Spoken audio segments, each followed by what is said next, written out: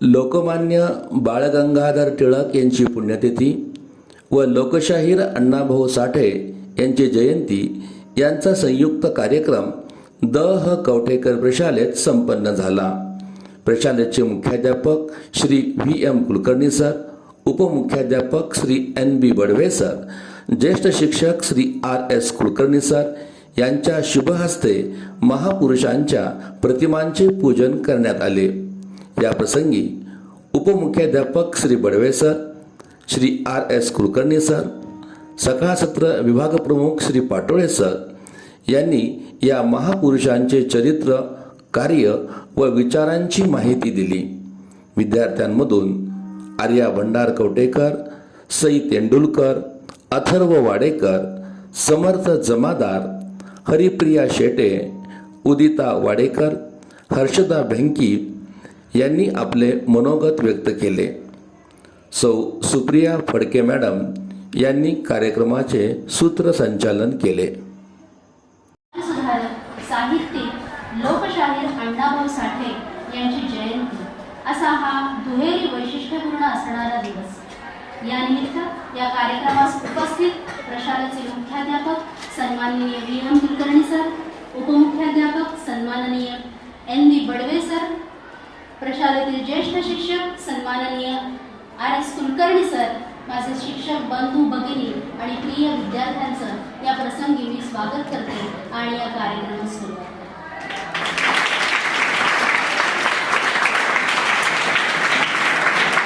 काळामध्ये ज्या थोर व्यक्तींनी समाजासाठी, राष्ट्रासाठी आपलं जीवन समर्पित केलं, अशा महापुरुषांची जयंती आणि पुण्यतिथी आपल्या शाळा आणि महाविद्यालयांमध्ये साजरी करण्याची आपल्या देशामध्ये परंपरा आहे।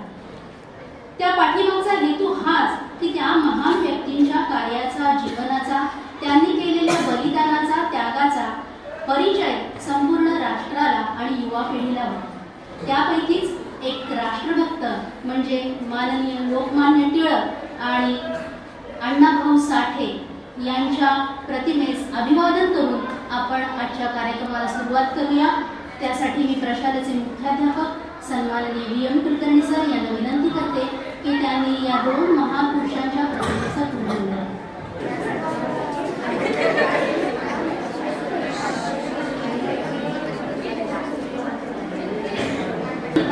आपुल्याचा हाती ओनिया बेभान थांबले भारत मातेसाठी, कधी न थांबले विश्रांती स्तव पाहिले न मागे, संघर्षातून मिळाले त्या स्वराज्य हा माझा जन्मसिद्ध हक्क आहे आणि तो मी मिळवणारच अशी सिंहगर्जना करणारे लोकमान्य बाळ, अशी कष्टकरांची व्यथा पोटतिडकीने मांडणारे लोकशाहीस विनम्र अभिवादन करूयात आणि आपल्या कार्यक्रमास पुढे जाऊया। विद्यार्थ्यांनो, लाखो भारतीयांच्या मनामध्ये साहित्य निर्मिती करणारे, केवळ दीड दिवस शाळेमध्ये जाणारे, तांत्रिकदृष्ट्या निरक्षर, अशिक्षित असे मानले जाणारे, परंतु असंख्य कादंबऱ्या, पोवाडा, गवळण, लावणी, प्रवासवर्णन, चित्रपट गीतं असं सशक्त आणि समृद्ध अशी साहित्य निर्मिती करणारे साहित्यरत्न लोकशाहीर अण्णाभाऊ साठे यांची आज जयंती। त्यानिमित्त प्रशालेतील विद्यार्थी आपल्या या दोन महापुरुषांच्या बद्दल आपले विचार विनिमय व्यक्त करणार आहेत। त्यासाठी प्रथम इयत्ता 9वी अ मध्ये कुमारी आर्या भंडार कवटेकर ही लोकमान्य टिळकांच्या जीवनाचा परिचय करून देण्यासाठी येत आहे। आर्या विकास भंडार कवटेकर इयत्ता 9वी अ ची विद्यार्थिनी। आज 1 ऑगस्ट लोकमान्य टिळकांची पुण्यतिथी निमित्त आज आपण सर्वजण या ठिकाणी जमलेलो आहोत। तर त्या लोकमान्य टिळकांना वंदन करत मुख्याध्यापक व इतर गुरुजनांना नमस्कार करून मी माझ्या भाषणास सुरुवात करते।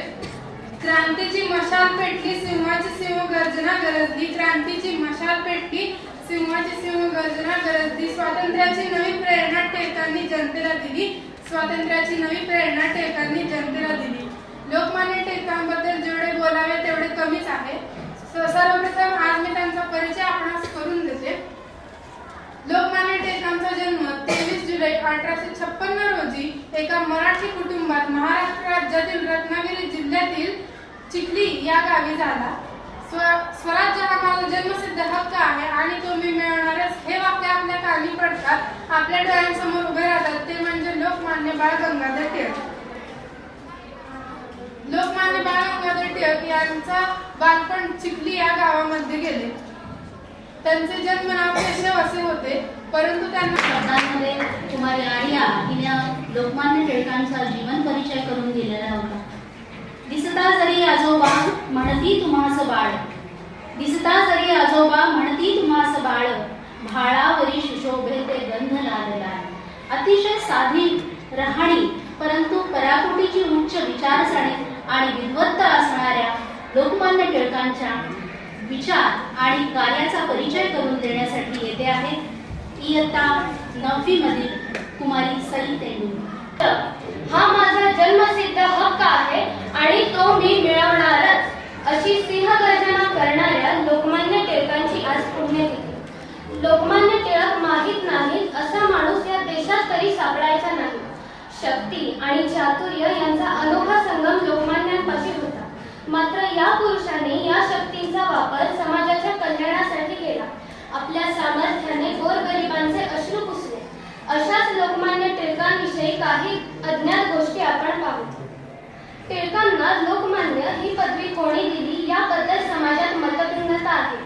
परंतु हाच प्रश्न जेव्हा टिळकांना विचारला गेला तर त्यांनी तो मान शिवरामपंत परांजपे यांना दिला. पंतांनी त्यांच्या काळ ह्या पत्रात लोकमान्य आणि राजमान्य असा लेख लिहिला होता.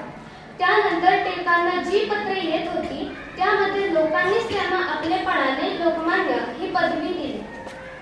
या लोकमान्य शब्दात जो प्रजेने केलेला सत्कार आहे हा सत्कार टिळकांच्या मनाच्या साधेपणाचा, बुद्धिनिष्ठतेचा आणि चारित्र्य शुद्धतेचा परिचय आहे. बाळ गंगाधर टिळक म्हटले की उग्र निश्चयी, कर्तव्य कठोर आणि भीतिशून्यतेतून आलेला मूर्तिमंत निर्धार आपल्या डोळ्यासमोर येतो. परंतु या पराक्रमी पुरुषाचे अनेक पैलू अज्ञात आहेत. सशस्त्र क्रांतीचे प्रणेते, शिक्षणाग्रही असलेले लोकमान्य वैयक्तिक जीवनात तितकेच साधे होते. आज काही अशाच त्यांचा कथा जाणण्याचा प्रयत्न करू. पुण्यात प्लेगची साथ होती. तेव्हा टिळकांनी हिंदू इस्पितळ स्थापन केले. एके दिवशी एक विधवा बाई प्लेग पासून बरी होऊन गावी जाणार होती, पण तिच्याकडे उपचाराचे 30 रुपये नव्हते. स्वातंत्र्य हा माझा जन्मसिद्ध हक्क आहे आणि तो मी मिळवणार असे इंग्रजांना ठणकावून सांगणारे क्रांतिकारी व्यक्तिमत्व म्हणजे लोकमान्य बाळ गंगाधर टिळक. त्यांचीच आज पुण्यतिथी.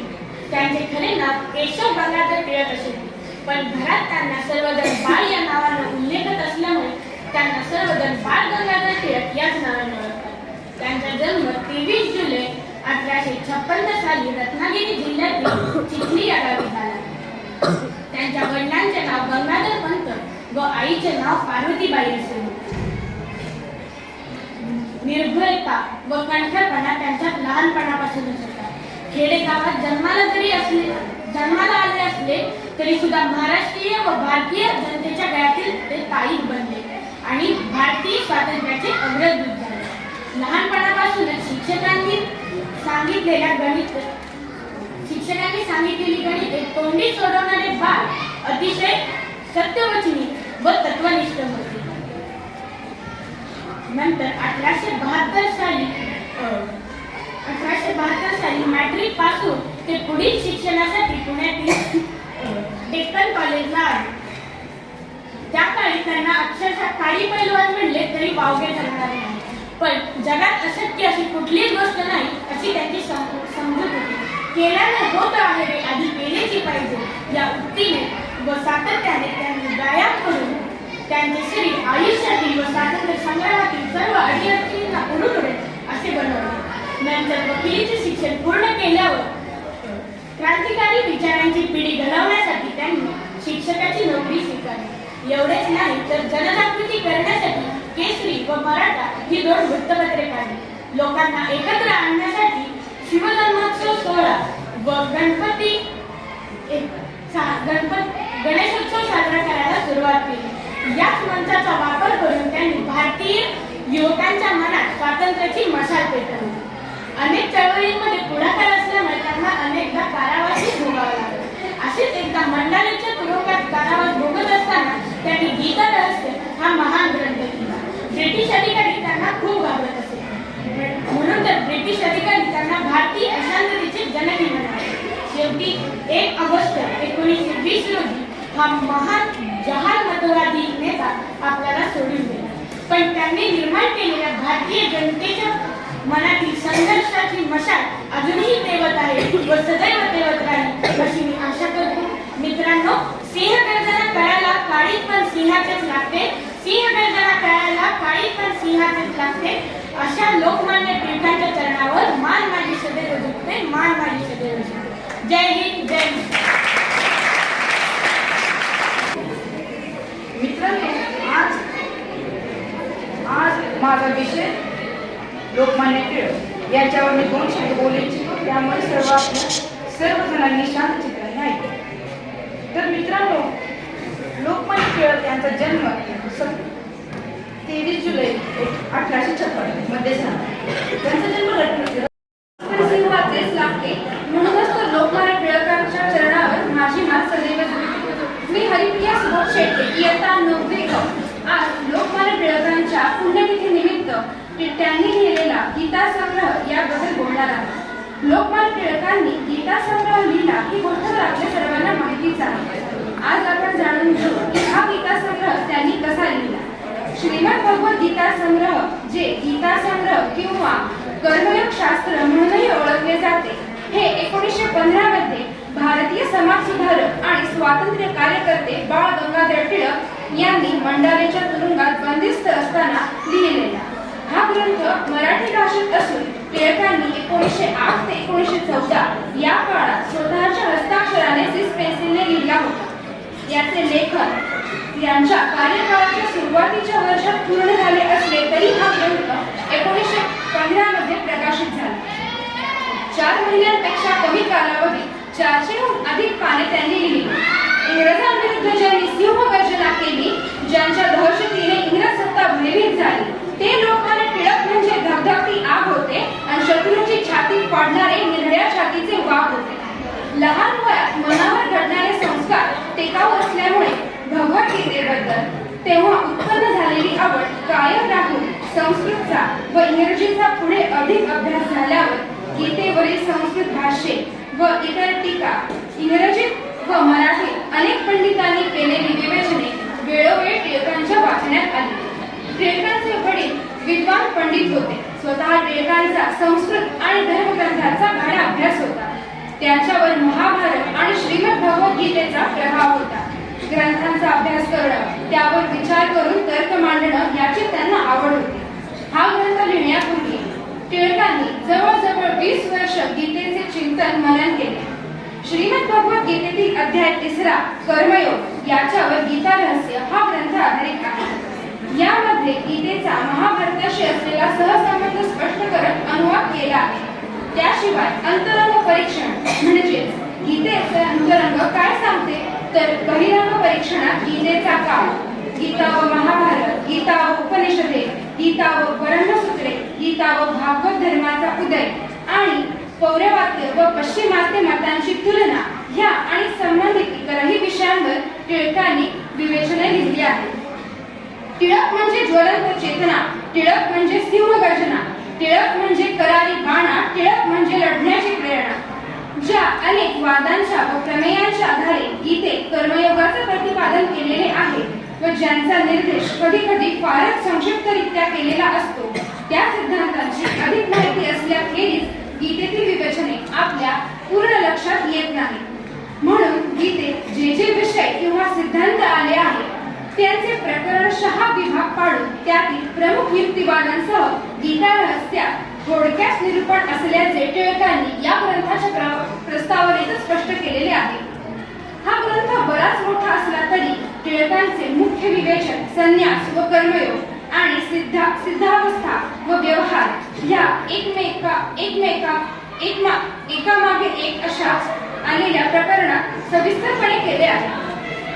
ज्ञानी माणसाला तर कर्म सोडताच येत नाही हे अधिकारवाणीने गीता रहस्य सांगतेच.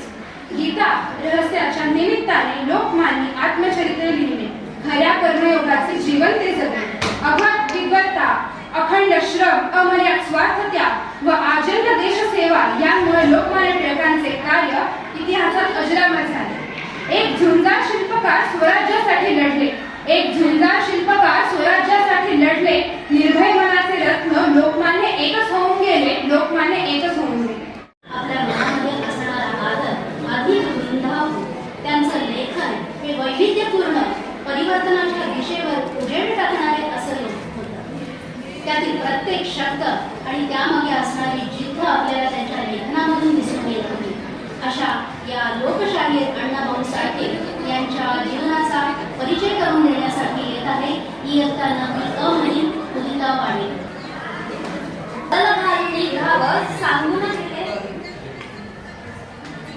बाबासाहेब आंबेडकरांना आपले गुरु मानून जागतिक मानवतावादी साहित्याच्या निर्मळ साहित्य जरा संपूर्ण जगाला देणारे हो साहित्य रत्न अण्णाभाऊ साठे यांना जयंतीनिमित्त मी अभिवादन करते. नमस्कार, मी उदिता शिवाजी वाडेकर. आज ज्यांचे नाव महाराष्ट्रातील मराठी साहित्याच्या सामाजिक व सांस्कृतिक इतिहासातील व ज्ञान चळवळीतील सुवर्णाक्षरांनी लिहिले गेले त्या थोर लेखक व लोकशाहीर अण्णाभाऊ साठेंच्या कार्याबद्दल बोलणार आहे. अण्णाभाऊ शाहीर म्हणून प्रसिद्ध असले तरी त्यांचे मूळ नाव तुकाराम भाऊराव उर्फ शिवशाहीर अण्णाभाऊ साठे होते. त्यांचा जन्म सांगली जिल्ह्यातील वाळवा तालुक्यातील वाटेगाव या गावी 1 ऑगस्ट 1920 रोजी मातंग समाजात झाला. आपल्या लोककलेच्या माध्यमातून समाजातील जातीवाद आणि भेदभाव नष्ट करण्यासाठी त्यांनी एक चळवळ उभी केली. पृथ्वी ही शेषनागाच्या मस्तकावर तरलेली नसून गोरगरिबांच्या व कष्टकऱ्यांच्या तळहातावर तळलेली आहे असे ते नेहमी म्हणायचे. त्यांनी आपली प्रत्येक साहित्यकृती ही सामाजिक जनजागृती घडवून आणण्यासाठीच निर्माण केली. पोवाडे, लावण्या, गीत, पद या सर्व काव्य रचनांचा वापर त्यांनी कष्टकरी दीनदुबळ्या लोकांचे जीवन सुधारण्यासाठी व त्यांना प्रेरणा देण्यासाठी केला. ते एक द्रष्टे समाज सुधारक होते. हे त्यांच्या प्रत्येक कार्यातून व लेखनातून दिसून येते. त्यांच्याकडे शिक्षणाचा अभाव असूनही फक्त जीवनात आलेल्या अनुभवाच्या जोरावर मराठी साहित्य ते मानवतेचे निर्विवाद नवाब बनले. खरं तर त्यांचा लेखनकाळ हा सामाजिक व राजकीय दृष्ट्या प्रचंड घडामोडीचा होता. ब्रिटिशांविरुद्ध उभारलेला भारतीय स्वातंत्र्य लढा, कामगार चळवळी, दुसरे महायुद्ध, संयुक्त महाराष्ट्राचा लढा व नवमहाराष्ट्र चळवळ अशा सामाजिक परिस्थितीत स्वतःची उपेक्षा व हाल अपेष्टांचे जीवन जगत असतानाही त्यांनी वंचित समाजासाठी अनमोल कार्य केले. ही काही साधन आपल्याला लक्षात आलं असेल की त्यांच्या लेखनामध्ये किती ताकद होती. त्यांचं लेखन किती समृद्ध आणि सशक्त होते. शाळेमध्ये न जाता सुद्धा जर एखादी व्यक्ती एवढं प्रचंड प्रमाणात साहित्य निर्मिती करू शकत असेल तर तुम्ही आम्ही का नाही हा आपण सर्वांनी विचार करायला हवा. आपल्या लेखनातून अन्याय आणि अत्याचारावर प्रहार करणारे आणि कष्टकऱ्यांच्या समस्यांना वाचा शोधणारे असे हे लोकशाहीर अण्णाभाऊ साठे यांच्या विचारांचा परिचय करून देण्यासाठी येत आहे इयत्ता 9वी अ मधील हर्षिता भिडे. साठे यांची आज जयंती. नमस्कार मित्रांनो, मी हर्षिता विनय भिंगी इयत्ता 9वी अ ची विद्यार्थिनी आपल्या समोर लोकशाहीर अण्णाभाऊ साठे यांचे तत्व, विचार व त्यांचा दृष्टिकोन मांडणार आहे. ज्यांनी आपल्या जीवनाच्या माध्यमातून जगण्याचा मार्ग सांगितला, जगण्याला एक नवीन दिशा दिली असे होते ते अण्णाभाऊ साठे. तत्वांचा, विचारांचा जर आपण अभ्यास केला तर आपल्याला समाजातील समस्या, अडचणी यांची माहिती होते. त्यांच्या कार्याबद्दल आपल्याला अजूनच अभिमान वाटण्याला सुरुवात होते. अण्णाभाऊ साठे यांच्या जीवनाची गाथा कायमच संघर्षपूर्ण राहिली आहे व प्रेरणादायी राहिली आहे. त्यांनी पहिला संघर्ष स्वातंत्र्योत्तर काळात ये आजादी झूठी है, देश की जनता भूखी है असं म्हणत दलितांचा व वंचितांचा प्रश्न, न्याय, समानता आणि सच्चाईचा प्रश्न संपूर्ण समाजासमोर मांडला. त्यांनी सर्वसामान्य जनतेच्या दुःखाचा आणि समस्यांचा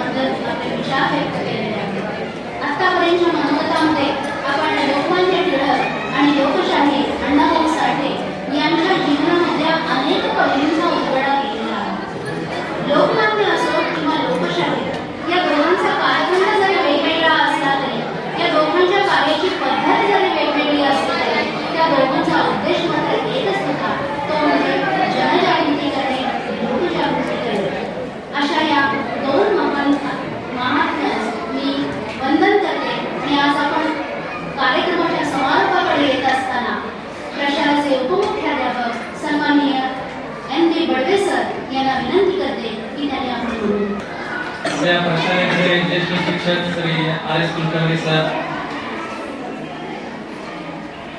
सौ Preeti madam, Shri S M Kulkarni sir, Sau Kumarke sir आणि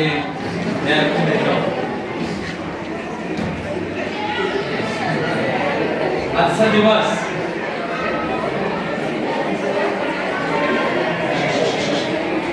ऐका,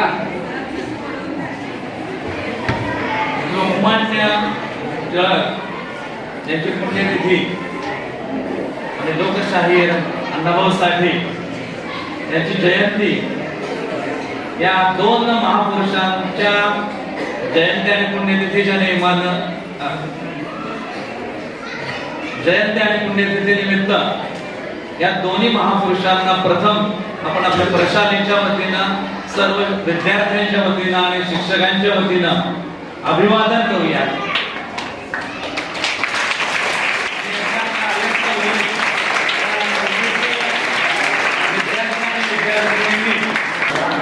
एक बोलायचं तर समोर यायचं आणि या दोघांच्या कार्याचा उल्लेख जर बघितला तर अनेक जणांनी लोकमान्य टिळकांच्या बाबतीत उल्लेख केला की त्यांची घोषणाही सांगितली, असंतोषाचे जनक.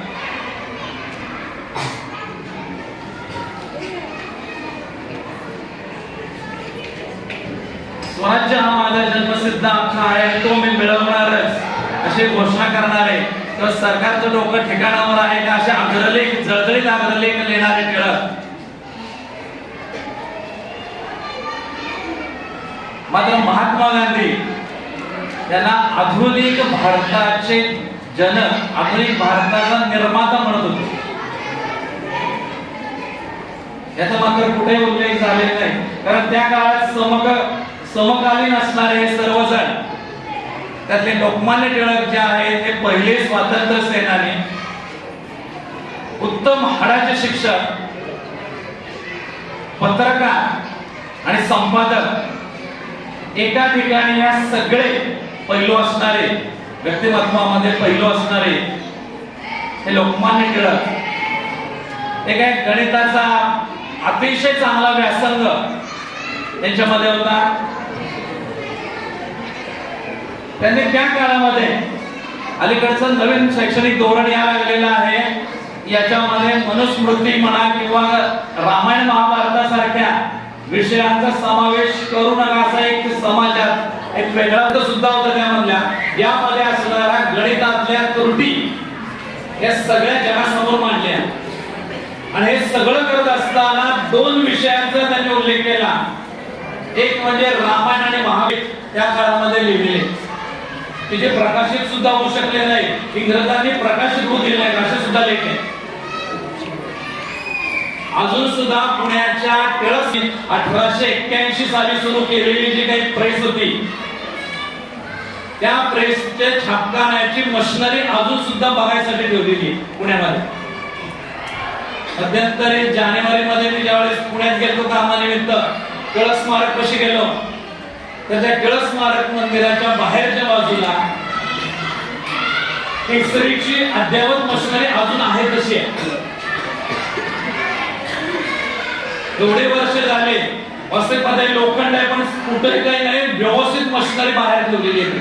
त्या काळात त्यांनी सगळे जे साहित्य वापरलेलं होतं टिळकांनी ते अजून सुद्धा तिथे आहे. अतिशय स्वातंत्र्यासाठी काम करणारा मनुष्य, असा मनुष्य न होणे पण पुन्हा दुसरा लोकमान्य टिळक कधी झालेला नाही. आणि त्या काळामध्ये असणारे आगरकर, चिपळूणकर यांच्यासारखे लेखक, स्वातंत्र्य सेनानी असे अनेक मित्र त्यांना त्या काळामध्ये मिळाले आणि त्यातून त्यांचं जीवन घडत गेलं. आणि खरोखरच टिळकांचं जर पुस्तक वाचायचं असेल तर गीता रहस्य हे पुस्तक वाचण्यासारखं पुस्तक. भगवद्गीता आणि त्याच्यावरचं भाष्य जे आहे खरोखरच वाचण्यासारखं आहे. आता मगाशीच एका विद्यार्थ्यांनी त्यांची साहित्य संपदाच्या याचा उल्लेख केला. अनेक साहित्य संपदा किती वर्ष त्यांनी सांगितल्या. खरोखर वाचण्यासारख्या आहेत. अलीकडे ही वाचन संस्कृती जी आहे ती कमी झालेली आहे. हे वाचण्यासारखं आहे. हे सगळे वाचल्याशिवाय कळणार नाही. त्यामुळे वाचा आणि एक उत्तम शिक्षक, साहित्यिक, संपादक आणि स्वातंत्र्य सेनानी या सर्वांना आपण एकदा अभिवादन करू. आणि आज ज्या ज्या विद्यार्थिनींनी वाचन केली, अतिशय चांगली भाषण झाली. तर त्याच्यात 2-3 विद्यार्थिनींचे आवाज तरी अतिशय चांगले होते, भाषण अतिशय चांगले. आणि अजून एक गोष्ट, चांगली गोष्ट म्हणजे आपल्या आजच्या कार्यक्रमाला फडके मॅडमच्या स्वरूपामध्ये एक चांगलं निवेदन करणाऱ्या शिक्षिका आपल्याला आपल्या प्रशालेला मिळाले.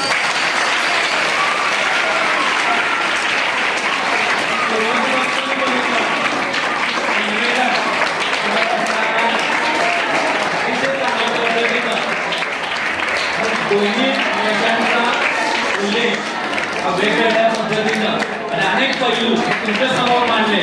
आणि सगळं करत असताना दिवाण सर, SM सर यांनी सुद्धा एक चांगली सगळ्यांची तयारी करून घेतली आणि एक चांगला कार्यक्रम आज आपल्या प्रशालेमध्ये संपन्न